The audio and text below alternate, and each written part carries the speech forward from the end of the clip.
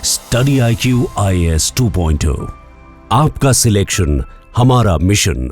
नमस्कार दोस्तों रिसेंटली भारत और चाइना के रिलेशंस में एक बड़ा डेवलपमेंट हो रहा है। देखिए, जैसा आप सब जानते होंगे, कोविड के बाद से और स्पेशली जो गलवान वैली वाला इंसिडेंट हुआ था उसके बाद तो भारत और चाइना के रिलेशंस बहुत ज़्यादा खराब हो गए थे। लेकिन अब यहाँ पर जिस तरह की खबरें सामने आ रही हैं अलग अलग, जैसे कि कैलाश मानसरोवर की यात्रा जो है वो रेज्यूम किया जाएगा, डायरेक्ट फ्लाइट्स दोनों देश के बीच में रेज्यूम किए जाएंगे, वाटर को लेकर, इन सब चीज़ को लेकर काफ़ी डेवलपमेंट हो रहा है। लेकिन इसमें इंपॉर्टेंट चीज़ क्या है कि चाइना काफ़ी ज़्यादा यहाँ पर कोशिश कर रहा है कि भारत के साथ रिलेशंस बेटर करे, लेकिन वहीं भारत सतर्क है। भारत को पता है जिस तरह का इतिहास रहा है, चाइना ने कई बार धोखा दिया है और इसीलिए अगर आप देखोगे दोनों देश के बीच के द्वारा जो स्टेटमेंट जारी किए जा रहे हैं तो काफ़ी आपको डिफरेंस देखने को मिलेगा। तो इसी को थोड़ा सा डिस्कस करेंगे कि आखिरकार हो क्या रहा है इस समय इंडिया चाइना रिलेशंस में, काफ़ी कुछ जानने को मिलेगा। चलिए आगे बढ़ते हैं, लेकिन उससे पहले आप सबको बता दूं कि स्टडी IQ के द्वारा नया संपूर्ण बैच लॉन्च किया गया है यूपीएससी के लिए, जहां पर जो प्राइस है वो सिर्फ 9999 में स्टार्ट हो रही है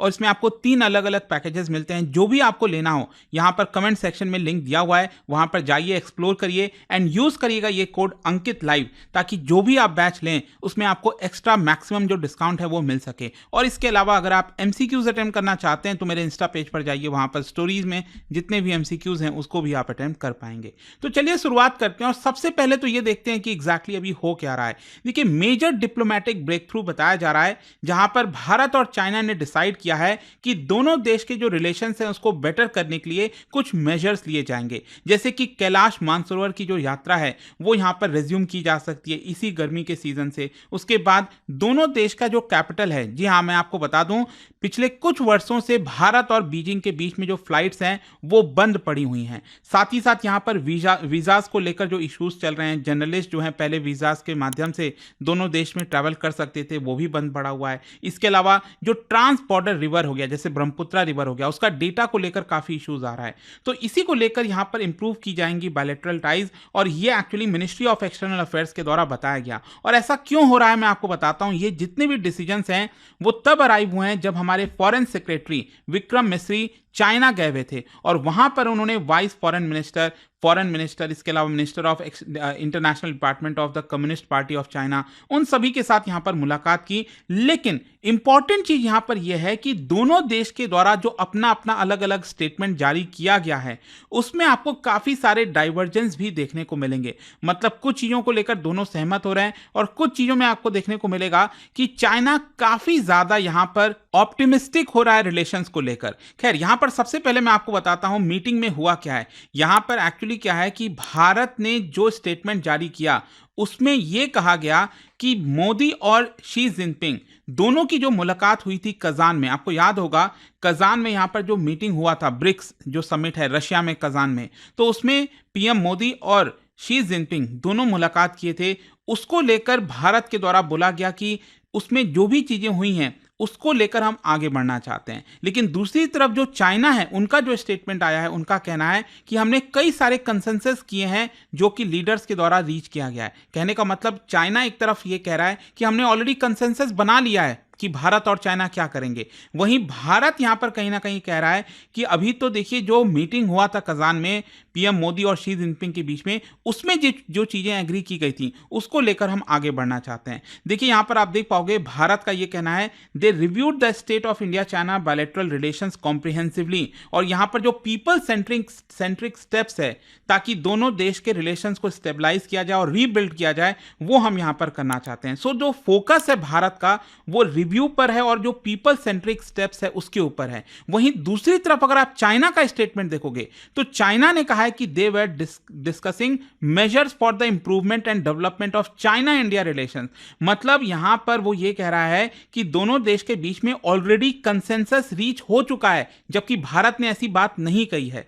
तो एक प्रकार से भारत का जो स्टेटमेंट है वो थोड़ा सा आपको कॉशियस देखने को मिलेगा। मतलब भारत सतर्क है, नुएंस्ड स्टेटमेंट है। वहीं बीजिंग बहुत ज्यादा ऑप्टिमिस्टिक हो रहा है कि हम तो बहुत अच्छा कर रहे हैं, हम दोनों देश को काफी तेजी से आगे बढ़ेंगे, इस तरह की चीजें आएंगी। मैं आपको अलग अलग जो मुद्दा है उसको लेकर क्या स्टेटमेंट दिया गया है वो आपको बताऊंगा, तो उससे आपको और अच्छे से चीजें समझ में आ जाएंगी। फॉर एग्जाम्पल मानसरोवर यात्रा, क्या है कि यहां पर दोनों देश का जो स्टेटमेंट है वो काफी आपको सिमिलर मिलेगा, लेकिन जो चाइना का स्टेटमेंट है उसमें ज्यादा अर्जेंसी की बात कही जा रही है। जैसे कि भारत के द्वारा जो स्टेटमेंट दिया गया उसमें यह कहा गया कि दोनों देशों ने डिसाइड किया है कि 2025 के समर में जो यात्रा है मानसरोवर यात्रा उसको स्टार्ट किया जाएगा और जो रेलेवेंट मैकेनिज्म है उसमें यहां पर डिस्कशन होगा और चीजों को सुधारने की कोशिश की जाएगी प्री एग्जिस्टिंग एग्रीमेंट के तहत। लेकिन जो चाइनीज स्टेटमेंट है, देखिए उन्होंने क्या कहा, the two sides agree to resume the Indian pilgrims visit to Kailash Mansarovar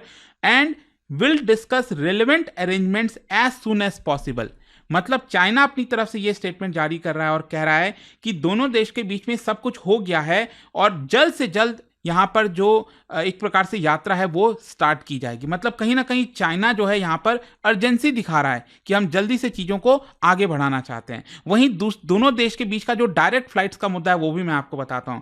actually जो कोविड वाला आया था तो उसमें चीजें बंद हो गई थी, जो बॉर्डर्स वगैरह हैं उसको एक प्रकार से बंद कर दिया गया था, फ्लाइट्स रुक गई थी कोविड में, आप सबको याद होगा। फिर उसके बाद 2020 में ही यहां पर गलवान वैली वाला इंसिडेंस हो गया, जिसकी वजह से दोनों देश के बीच में यहां पर जो डायरेक्ट फ्लाइट्स है वो एक प्रकार से बंद हो गई। और मैं आपको बता दूं दिसंबर 2019 तक अगर आप देखोगे कोविड के जस्ट पहले दोनों देश के बीच में, आप सोच के देखो, एक महीने में 539 डायरेक्ट फ्लाइट्स चला करती थी और टोटल नंबर ऑफ जो सीट कैपेसिटी थी इट वाज 1.25 लाख, और वो अचानक से एक बार में पूरा बंद हो गया और अभी तक ये डायरेक्ट फ्लाइट रिज्यूम नहीं हो पाया है। तो इसको वापस से स्टार्ट करने के लिए दोनों देश का जो स्टेटमेंट है उसमें भारत ये चाहता है कि हम एक नया पैक्ट बनाएं, एक नया एग्रीमेंट बनाएं अगर डायरेक्ट फ्लाइट्स स्टार्ट करनी है। लेकिन वहीं चाइना जो है वो तो ऐसा अज्यूम कर रहा है कि नहीं, चीजें तो हो ही जाएंगी, हम तो वीजाज और जर्नलिस्ट जो हैं उनका एक्सचेंज को लेकर बात करना चाहते हैं। क्योंकि भारत का स्टेटमेंट अगर आप देखोगे तो इसमें लिखा है they agreed in principle to resume direct air services, और यहां पर जो नेगोशिएशंस है नए वाले फ्रेमवर्क को लेकर वो जल्द से जल्द स्टार्ट किया जाएगा। मतलब भारत नया एग्रीमेंट चाहता है अगर डायरेक्ट फ्लाइट स्टार्ट करना है, लेकिन चाइना ये कह रहा है the two sides agreed to resume direct flight. मतलब दोनों देशों ने एग्री कर भी लिया है और यहां पर जल्द से जल्द बातचीत करके और फर्दर जो वीजाज वगैरह कितना इशू करना है वो बात की जाएगी और जो रेसिडेंट जर्नलिस्ट हैं उनका एक्सचेंजेस किया जाएगा। एक्चुअली क्या है कि भारत अपने कई सारे जो जर्नलिस्ट हैं उनको चाइना भेजता था, चाइना अपने जर्नलिस्ट को भारत भेजता था। तो इंडिया का करेंटली अगर आप देखोगे तो एक जर्नलिस्ट चाइना में है और चाइना का कोई भी जर्नलिस्ट इस समय भारत के अंदर नहीं है। तो इसको लेकर भी इश्यूज चल रहे हैं, लेकिन आई होप कि इसमें आपको समझ में आ रहा होगा कि कैसे चाइना चाहता है कि दोनों देश जल्द से जल्द यहां पर जो डायरेक्ट फ्लाइट्स हैं उसको स्टार्ट करें। फिर इसके अलावा ट्रांस बॉर्डर रिवर्स, एक्चुअली हुआ क्या था आपको याद होगा, जनवरी के स्टार्टिंग में, पिछले महीने की बात है, चाइना ने अचानक से अनाउंस कर दिया वो दुनिया का लार्जेस्ट डैम बनाएगा ब्रह्मपुत्र रिवर पर। और ऑब्वियस सी बात है इससे नुकसान हमारे देश को हो सकता है। ब्रह्मपुत्र भारत में आती है और फिर अल्टीमेटली बांग्लादेश में जाती है, तो बांग्लादेश और भारत दोनों के ऊपर इंपैक्ट करेगा। लेकिन चाइना ने यह अनाउंस करने से पहले कि दोनों देशों से नहीं पूछा, ना तो ये चीज कोई बताया कि वो ऐसा कुछ करने जा रहा है। तो ये भारत के लिए तो बहुत बड़ा शौक था क्योंकि अल्टीमेटली भारत के ऊपर इसका बड़ा इंपैक्ट आता। तो यहां पर भारत काफी ज्यादा नाराज था एक तरह से, और भारत ने ये चीज बोली भी थी। ये बिल्कुल भी सही बात नहीं है कि भारत को इसके बारे में ना बताया जाए।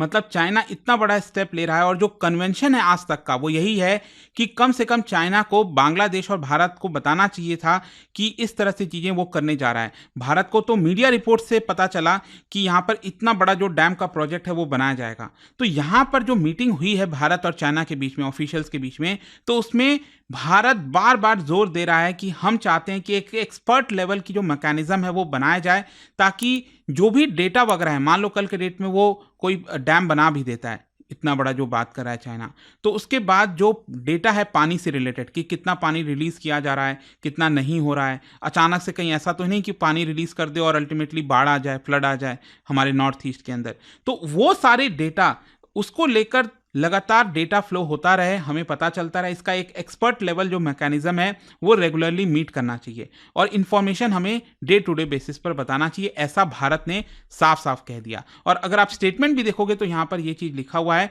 भारत ने साफ साफ कहा है कि हम चाहते हैं कि जो डेटा है वो हमें मिले। चाइना ऑल्दो इस चीज को लेकर अपने स्टेटमेंट में डायरेक्टली नहीं डाला, चाइना ने कहा कि हाँ कुछ राउंड ऑफ मीटिंग हम चाहते हैं ताकि अगेन जो रिवर्स को लेकर पूरा मुद्दा है वो सुलझाया जाएगा। खैर, यहां पर ओवरऑल सिचुएशन यह है कि भारत काफ़ी कॉशियस है। मतलब जो स्टेटमेंट्स जारी किए गए हैं उसमें आपको चीज़ें काफ़ी कन्वर्जेंस और डाइवर्जेंस दोनों देखने को मिलेगी। जो इंडियन स्टेटमेंट्स है वो दिखाता है कि हम स्टेप बाय स्टेप चीज़ों पर चलना चाहते हैं। मतलब देखिए क्या है ना कि भारत को अभी भी कहीं ना कहीं वो चिंता है, जो गलवान वैली वाला इंसिडेंट हुआ था, जिस तरह से चाइना ने बिहेव किया था उससे कहीं ना कहीं हमें उसको लेकर कंसर्न है। तो हम स्टेप बाय स्टेप चलना चाहते हैं, हम डायरेक्टली चाइना के ऊपर भरोसा नहीं करना चाहते हैं। लेकिन वहीं दूसरी तरफ चाइना जो है इस समय वो काफ़ी पॉजिटिविटी दिखा रहा है। वो चाह रहा है कि वो बता रहा है एक तरह से कि हम तो दोस्त हैं, हमें तो आगे मिलकर साथ चलना चाहिए। इस तरह के स्टेटमेंट्स उनके द्वारा जारी किए गए हैं। खैर यहाँ पर मैं आपको ये भी बता दूं कि दोनों देश का जो रिसेंट स्टेटमेंट आया था उसमें कुछ इश्यूज जो हैं वो भारत ने मेंशन किए थे और कुछ इशू चाइना ने मेंशन किए थे, और वो इशू जो हैं वो अलग अलग देश ने मेंशन नहीं किया था। फॉर एग्जांपल मैं आपको बताता हूं, भारत ने यहाँ पर जो कंसर्न है मार्केट एक्सेस को लेकर वो मेंशन किया स्टेटमेंट में कि यहाँ पर भारत के जो गुड्स हैं वो चाइना के अंदर एक प्रकार से उसकी एंट्री नहीं दी जाती, उसमें बैरियर डाला जाता है। तो भारत ने इस मुद्दे को उठाया था और वो स्टेटमेंट में जारी किया कि ट्रांसपेरेंसी होनी चाहिए, प्रेडिक्टेबिलिटी होनी चाहिए। लेकिन चाइना ने अपने स्टेटमेंट में इस चीज को नहीं मेंशन किया। वहीं दूसरी तरफ चाइना ने एक चीज मेंशन किया है कि जो एससीओ समिट है इस बार का, वो उसकी प्रेसिडेंसी चाइना के पास है इस समय, जो शंघाई कोऑपरेशन ऑर्गेनाइजेशन है, और इसके अंदर आपको पता है पाकिस्तान भी है और भारत भी है। तो चाइना ने अपने स्टेटमेंट में बोला है कि भारत अपना जो सपोर्ट है, फुल सपोर्ट, वो चाइना को देगा और मीटिंग्स वगैरह में पार्टिसिपेट करेगा एक्टिवली। लेकिन भारत ने इस चीज के बारे में कोई भी मेंशन नहीं किया। तो आई होप आपको यहां पर अच्छे से समझ में आ गया होगा कि कैसे इस समय चाइना जो है वो चाहता है कि भारत के साथ रिलेशंस बेटर करे। लेकिन देखिए भारत अपनी जगह सही है कि भले ही चाइना चाह ले, लेकिन हम सब जानते हैं कि जो इतिहास है वो क्या रहा है, और इसीलिए भारत काफ़ी इस बार कॉशियस है। बाकी आपका क्या सोचना है इसको लेकर मुझे कमेंट्स में जरूर बताइएगा। और जाने से पहले एक इंटरेस्टिंग क्वेश्चन, क्या बता सकते हो बोहाई सी ये आपका लोकेटेड है on the coast of which nation? कौन से देश के कोस्ट पर बोहाई सी आपको देखने को मिलेगा? और इसका जो राइट आंसर है आप सबको पता है, मेरे इंस्टाग्राम पर तो मिलेगा ही, वहां पर अगर आप नहीं हो कोई बात नहीं, टेलीग्राम से ले सकते हैं इसका सही उत्तर। मैं कई सारे जो एमसीक्यूज हैं वो यहाँ पर स्टोरीज में डालता रहता हूँ। अगर आपको पीडीएफ है तो टेलीग्राम पर आइए, अलग अलग सोशल मीडिया पर आप जुड़ पाओगे। और जैसा मैंने आपको बताया, अगर आप यूपीएससी की तैयारी कर रहे हैं, कोई भी बैच चाहते हैं, you can just use this code Ankit live to get maximum discount. And I hope की वीडियो आपको पसंद आया होगा। मिलता हूँ आपसे next time. Till then thank you very much, see you soon. Study IQ IAS 2.0, आपका सिलेक्शन हमारा मिशन।